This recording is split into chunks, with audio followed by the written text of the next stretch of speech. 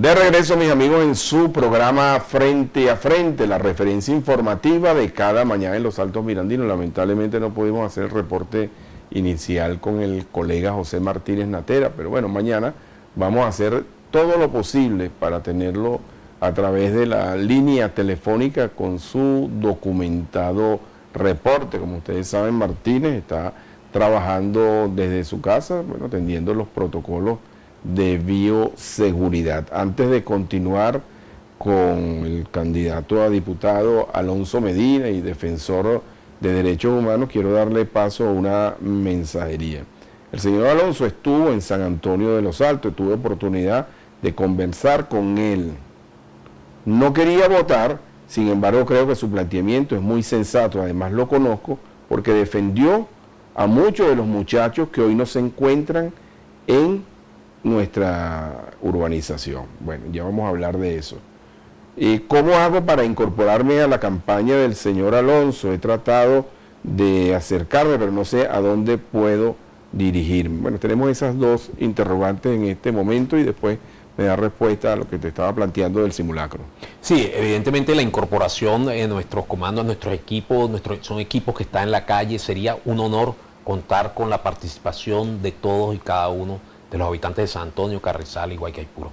Quiero decirte que esto no es un proyecto de un partido, esto no es un proyecto de un grupo, esto es un proyecto de todos, esto es un proyecto donde todos hacen falta, donde el trabajo de todos es importante y la verdad es que nos agradaría muchísimo la incorporación de nuevos actores en este proyecto. Ahora quedamos pendientes con el tema del simulacro. Sí. Efectivamente, el domingo pasado hice el recorrido por los 3 puntos que estaban planteados acá en el circuito. Sin embargo, hay cosas que son importantes comentar. La primera de ellas es el tema, es el mecanismo, la forma como ejercer el voto. Me pareció un sistema bastante sencillo, muy expedito, muy ligero, fácil de asimilar y con el cual podemos cumplir de forma rápida. También me llamó la atención las normas de bioseguridad que estaban implementadas, las cuales debemos aplaudir.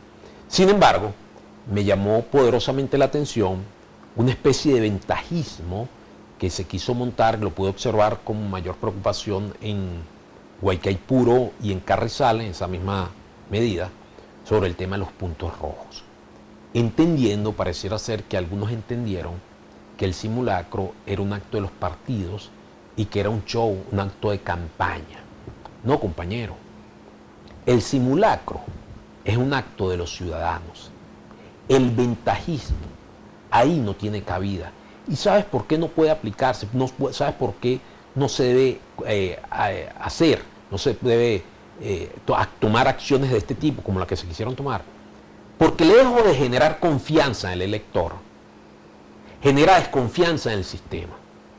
Y todos los candidatos, todos los partidos políticos deben cuidar el sistema electoral. Deben apostar a recuperar la confianza del elector. Cuando un partido político va y monta un punto rojo, azul, morado, amarillo, el color que tú quieras, a las puertas del centro de votación, está haciendo el simulacro, más que fortalecer su partido, está afectando, está atentando contra la institución del voto, está cuestionando la imparcialidad. De tal manera que yo creo que si en caso de hacer otro simulacro, deberíamos hacer los mejores esfuerzos porque cada partido respete ese acto como un acto de los ciudadanos. El simulacro no fue un acto para que los partidos políticos actuaran o demostraran fortaleza. El simulacro es un acto de los ciudadanos para que aquella persona, aquel elector, aquel ciudadano que quiera ejercer su voto se familiarice con el sistema. Esa es la idea del simulacro. Y hay que ver las cosas.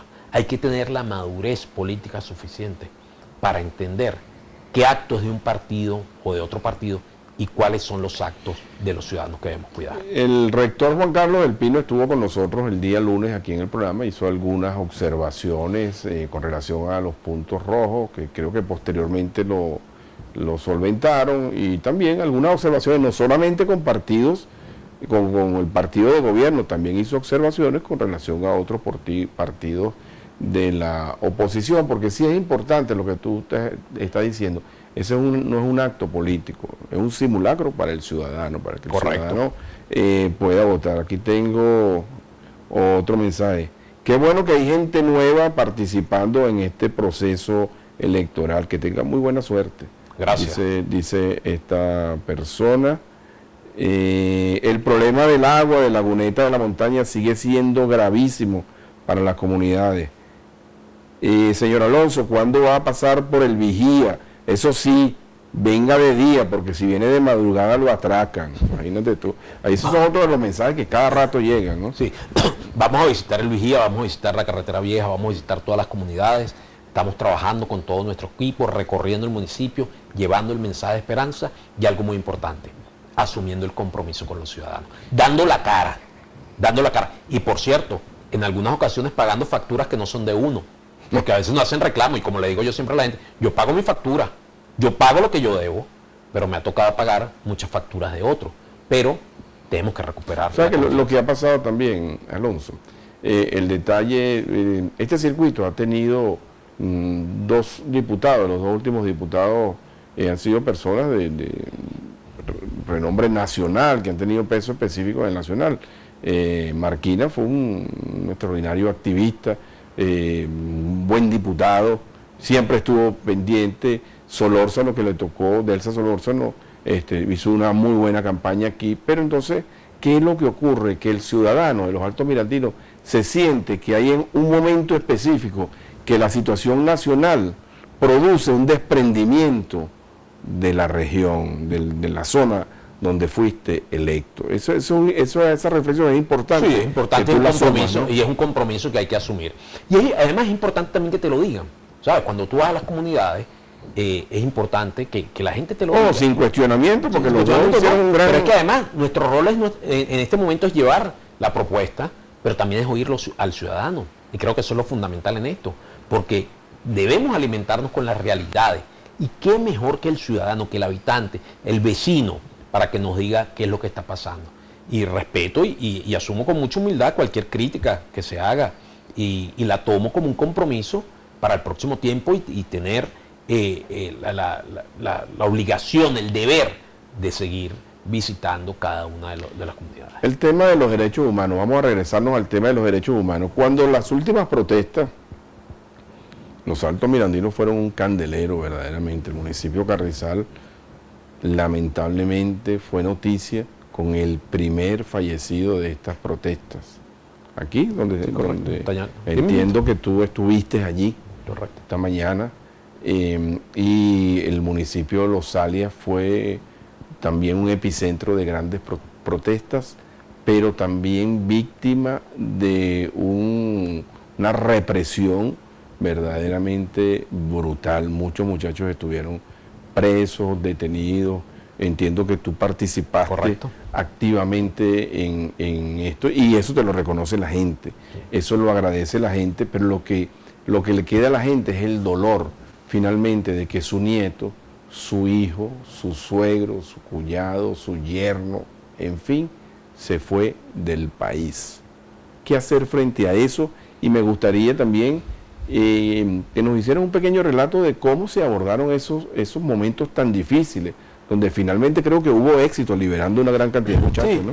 Sí, efectivamente, fue un hecho muy triste, lamentable, un hecho que evidentemente no es un saldo muy negativo, no solo el tema de los fallecidos, sino el tema de la diáspora, y evidentemente eso nos debe llamar a la reflexión. Por eso hablaba que la política no puede ser rígida, que la política es flexible, hay que irla adaptando a los nuevos tiempos. Hemos probado diferentes caminos, lamentablemente no hemos tenido éxito, con un costo muy alto además, costo a lo que nos costó vidas, detenciones, y es un costo que es algo que nunca lo vamos a olvidar, porque además fueron eventos que generaron muchas heridas sociales, y a veces las heridas físicas se curan rápido, pero las heridas sociales son mucho más profundas. Yo estoy convencido que una de las cosas por las que tenemos que trabajar desde la próxima Asamblea Nacional es por la recuperación de las instituciones, la recuperación de la confianza y la recuperación del Estado de Derecho. ¿Y esto para qué? para que se puedan generar nuevas inversiones, para que se puedan generar nuevas fuentes de empleo y algo fundamental, para que se pueda reunificar la familia venezolana. Creo que al día de hoy son pocas las familias que no se han dividido, son pocas las familias que se conservan todas en Venezuela. Afortunadamente contamos con algunas familias, contamos con medios tecnológicos cuando podemos, cuando el internet nos los permite, para comunicarnos con nuestros sobrinos, con nuestros hermanos. Pero hay que trabajar sobre eso. Hay que trabajar sobre el tema de la humanización de la política.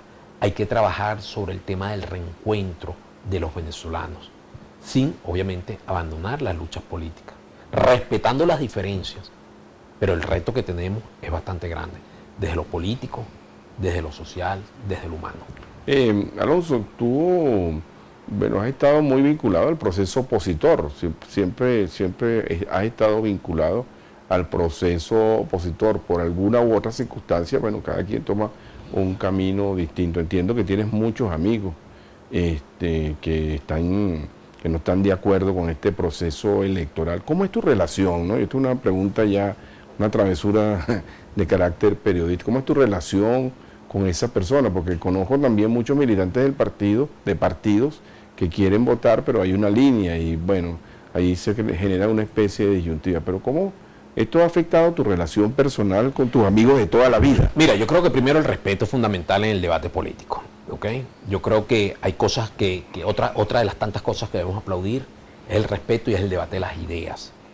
Cuando hablamos, cuando nos hemos sentado a conversar con personas que tienen posiciones distintas, que posiblemente no las comparta, pero las respeto, siempre les pregunto, lo que te refería al principio, ¿cuál es la opción? ¿Qué hacemos después? ¿Qué pasaría el 7 de diciembre o el 6 de enero si tomamos el camino de la abstención? Y más que invitarlos a votar, los invito a reflexionar. Pero también debo decirte algo. En lo particular, evito que las diferencias políticas puedan afectar las relaciones personales y mucho menos familiares. Creo en la solidaridad, creo en la amistad, creo en la familia y bajo ningún concepto evito que cualquier diferencia de carácter político pueda afectar una amistad o una relación familiar. El ejercicio de tu profesión es complicado, es complejo porque, bueno, siempre deja huellas, ¿no? De ese tipo de huellas que estabas hablando, lo social es muy amplio. ¿Tú tienes adversarios o enemigos? Mira, en política hay aliados y adversarios.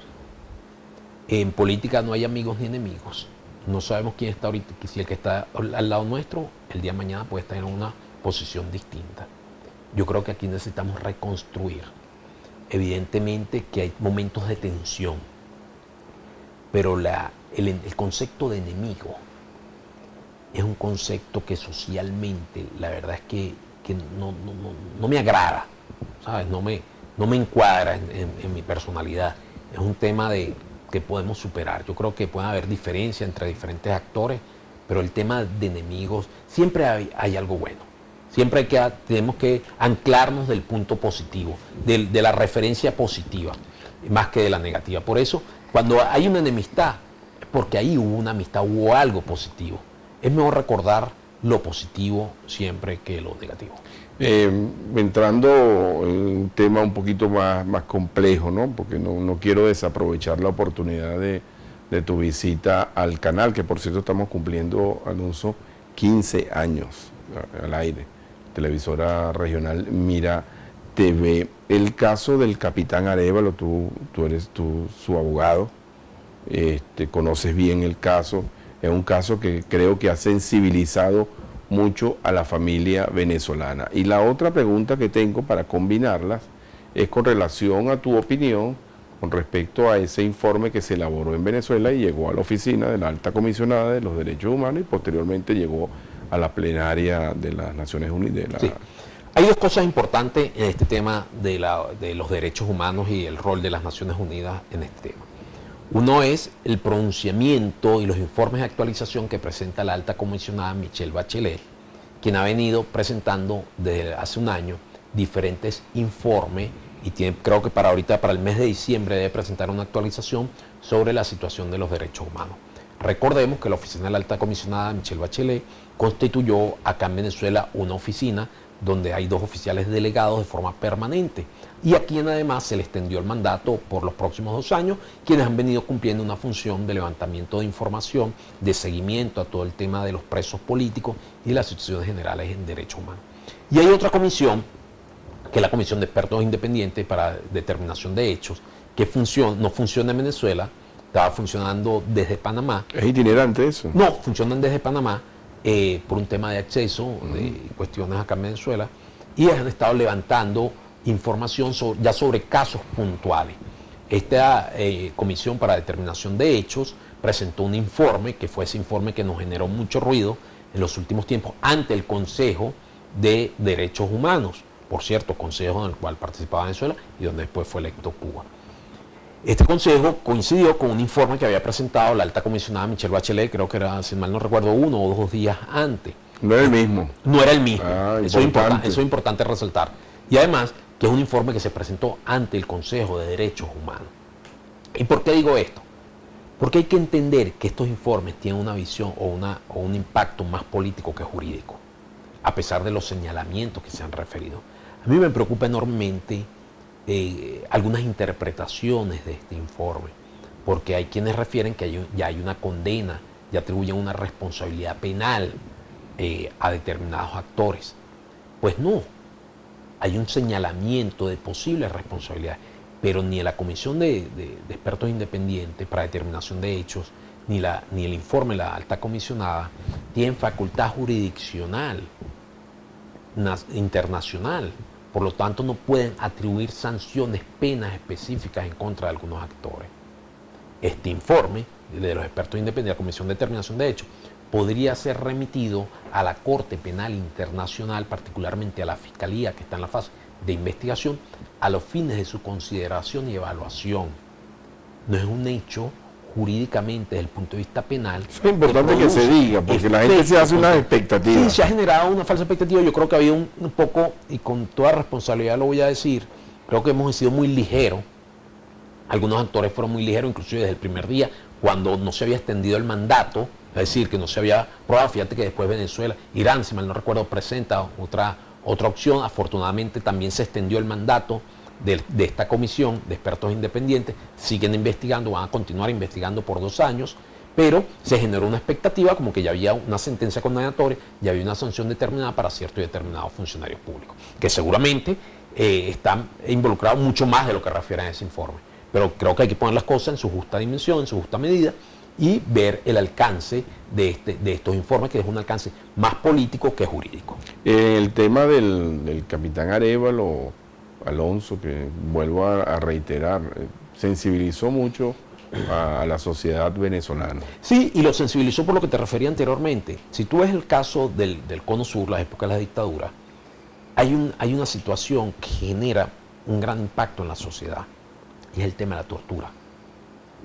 La tortura, aparte de generar un daño físico en la persona que la sufre, o inclusive en este caso en particular la muerte, genera profundas heridas sociales, que por cierto, que se sanan muy lentamente, y eso hay que entenderlo. Nosotros hemos sostenido con toda responsabilidad que en Venezuela se ha institucionalizado la tortura con la complicidad de las instituciones. Ha habido una complicidad por un silencio cómplice por parte de diferentes actores, sin entender el daño que se le está causando a la sociedad más que a una persona determinada. En este caso en particular, hay una nueva imputación por 2 delitos mucho más complejos de los que se había planteado antes. Recordemos que inicialmente se hizo una imputación fiscal por un delito de homicidio preterintencional con causal, que tiene una pena bastante mínima. Frente a esta imputación fiscal, los 2 funcionarios que están involucrados en el hecho admitieron los hechos, asumieron su responsabilidad, fueron condenados por un tribunal de control a una pena de 6 años y algunos meses. Nosotros, como representantes de la víctima, ejercimos recurso de apelación, nos apoyamos en algunas instituciones internacionales, particularmente la Oficina de la Alta Comisionada. De acuerdo a todo este proceso que se ha venido dando, el Tribunal Supremo de Justicia acordó, se abocó al conocimiento de la causa y ordenó la realización de una nueva imputación, obviamente anulando la sentencia que se había realizado. Ahora se realizó una nueva imputación por el delito de homicidio calificado con alevosía, y el delito de tortura en contra de 2 funcionarios de la Dirección General contra Inteligencia Militar. Si bien es cierto que es un avance, no es una acción que nos complace en su totalidad, porque la legislación contra la tortura también establece sanciones para la cadena de mando. Y este hecho tan rechazado por toda la sociedad ocurrió en unas instalaciones militares. Y los que conocen la sociología militar saben que pocas cosas ocurren ahí por iniciativa propia. Mucho, o la mayoría, o todo lo que ocurre en una instalación militar está supervisado u ordenado por un superior. Y todo lo que ocurre en una instalación militar está registrado en un libro de novedades por diferentes funciones. O sea que el juicio está en pleno... Estamos en una fase de investigación, están recorriendo los 30 días de la investigación, a los fines de presentar un nuevo acto conclusivo en contra de estos funcionarios, pero ahora estamos pidiendo también que... ¿Y hay garantías de que eso avance? Mira, las garantías siempre van a estar cuestionadas, las garantías siempre... Es más o menos como con el tema de las elecciones. Con el tema electoral, pero si las cosas si tuviera tanta fortaleza, y esto es importante, porque, por ejemplo, algunos amigos abogados dicen, no, yo no voy a participar, pero si vas a juicio, en el juicio tampoco tienes garantía, pero participas, porque eres de la tesis que tienes que luchar, que tienes que dar registro de la situación. Bueno, esto es algo similar. Este es el espacio, son 2 espacios en paralelo, pero con una misma filosofía que podemos seguir. Lo que tenemos que ser constante y tener identidad con nuestras acciones. Si podemos luchar en un espacio, debemos luchar en otro. Lo importante es luchar en todo el espacio y luchar por nuestros principios y por nuestra convicción. Precisamente, aquí voy a ser reiterativo y voy a regresarme al tema electoral y al tema de tu participación en la campaña. ¿Tú consideras que hay garantías suficientes para participar? ¿Por qué te metiste en esto? Mira, ¿Te ha asesorado a alguien? ¿Has tenido contacto con factores externos? Eso es importante conocerlo. Vamos a lo fáctico. Porque yo creo que desde el punto de vista personal es más un riesgo que cualquier otra cosa, ¿no? Vamos a lo fáctico. ¿Qué teníamos antes que tenemos ahora? ¿Qué tuvimos en el 2015 cuando participamos y ganamos? Teníamos un Consejo Nacional Electoral donde se imponía la mayoría del oficialismo. Solo teníamos un rector de la oposición que estaba identificado con la oposición, por llamarlo de alguna manera, porque a fin de cuentas todos deberían ser imparciales. Ahora, ¿qué tenemos? En aquel entonces teníamos 4 del oficialismo, 1 de la oposición. Participamos y ganamos. Iniciamos una campaña, una lucha por el cambio de la directiva del CNE. Logramos el cambio de la directiva del CNE. ¿Qué tenemos ahora?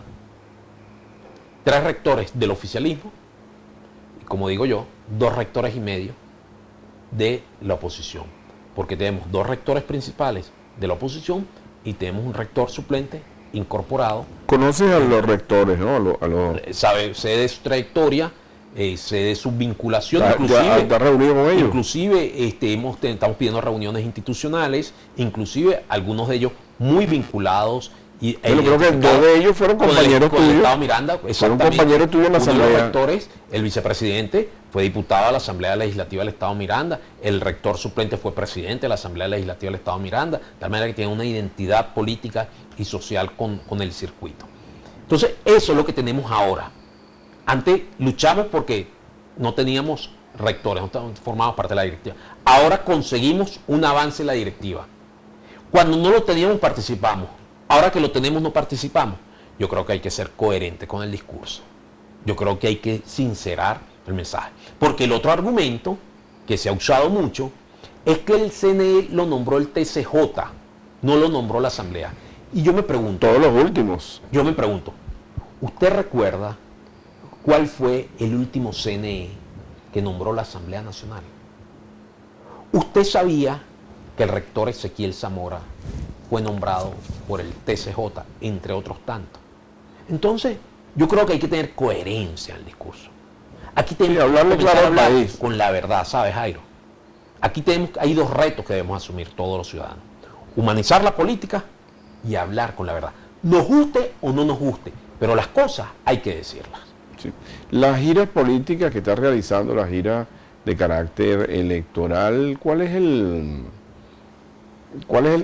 la forma como lo estás haciendo? ¿Bajo la política convencional o estás implementando un nuevo estilo de hacer política? Y a ello le agrego, ¿están cumpliendo, Alonso, con los protocolos sanitarios con el tema de la pandemia? Eso Sí. es muy importante. Bueno, el principal trabajo que llevamos, el principal material que llevamos es tapabocas, ¿no?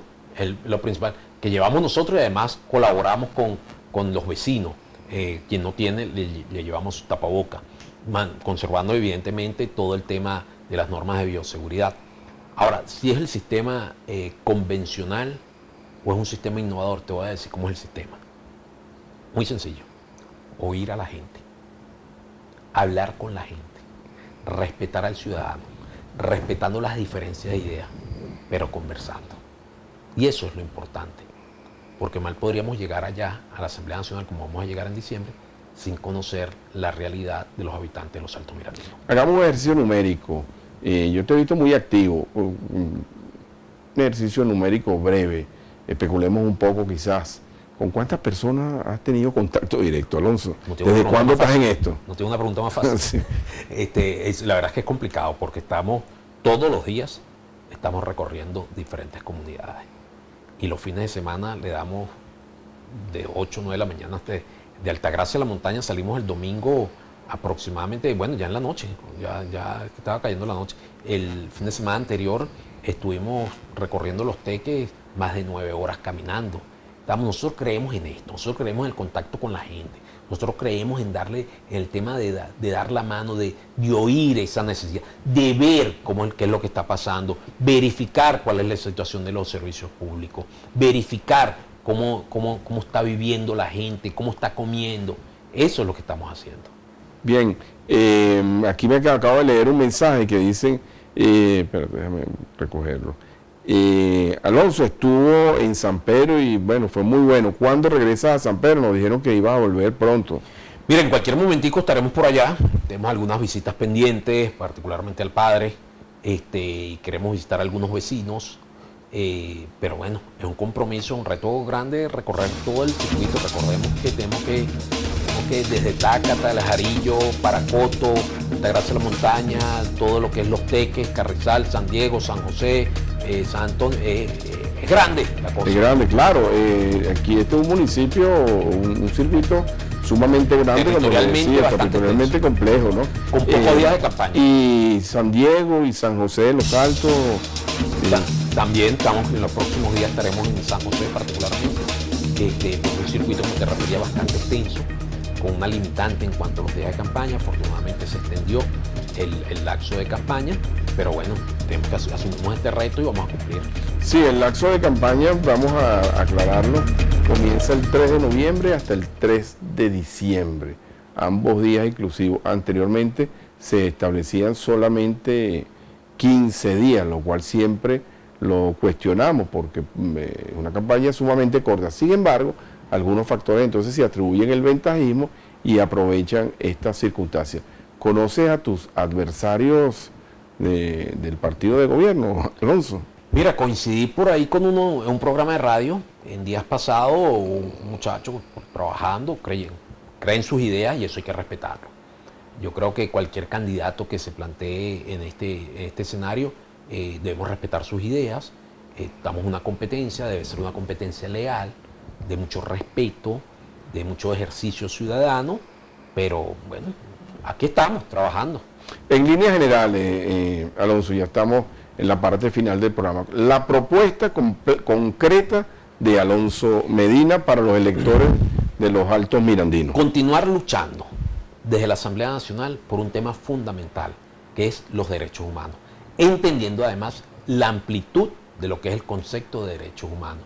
No es solo el tema de presos políticos y perseguidos políticos, que es muy importante, sino también el tema del acceso al agua potable, el acceso a los medicamentos, alimentos, a la educación de calidad.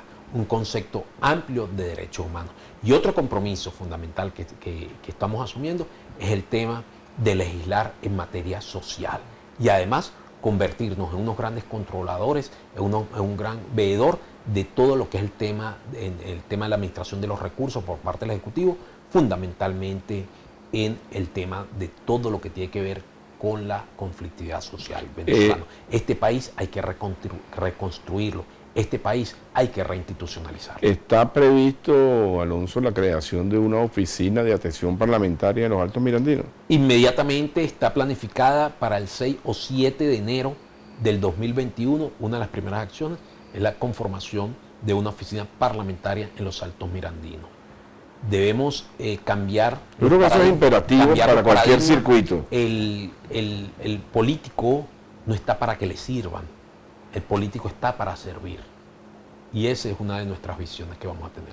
Bueno, muy bien, te agradezco muchísimo, Alonso, el tiempo que te tomaste en venir al estudio de Mira TV. Yo sé que tienes una agenda sumamente apretada. Solo me resta dejarte unos segundos para que te despidas y envíes un mensaje final, porque este programa tiene muchísima audiencia. Además, recuerden ustedes que estamos en vivo en este momento, pero también tenemos la reposición esta noche a las 9.